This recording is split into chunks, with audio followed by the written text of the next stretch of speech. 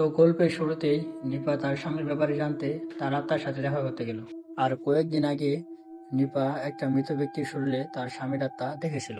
আর নিপা যখন জন্মদিন হয় তখন হঠাৎ করে উপর থেকে অনেকগুলো চামিচ পড়তে থাকে।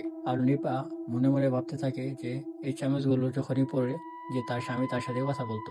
এসব পর নিপার মনে হতো যে তার স্বামী তাকে হয়তো কিছু বলতে চাই।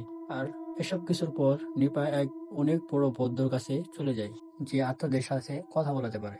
তখন নিপাকে সেই বৌদ্ধ বলে, যাই হোক, আমি যখন অন্য জগতে চলে যাব তখন আমার টাকার সাথে সাথে তোমাকে আমার কাছে চলে আসতে হবে।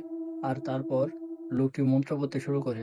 আর নিপা হঠাৎ করে অন্য জগতে চলে যায়। যাওয়ার পরে দেখে সেখানে অনেকগুলো প্রেতাত্মাকে বেঁধে রাখা হয়েছে। আর সেখানে তার স্বামী ছিল, তাকে বাঁচাতে বলছিল, কিন্তু এটি ছিল একটি ফাঁদ। তারপরেই ওই লোকটি তাকে বাইরে আসতে বলে। হঠাৎ নিপা মাটিতে পড়ে যায় আর কাগজে দুটি ছবি আঁকা ছিল। পরের দিন নিপা তার স্বামীর ভাইকে সকল কিছু বলতে থাকে। আর 8 তারিখে যে বিল্ডিং থেকে সে পড়ে গিয়েছিল সে বেঁচে গিয়েছিল, কিন্তু তার স্বামী সেখানেই মারা গিয়েছিল।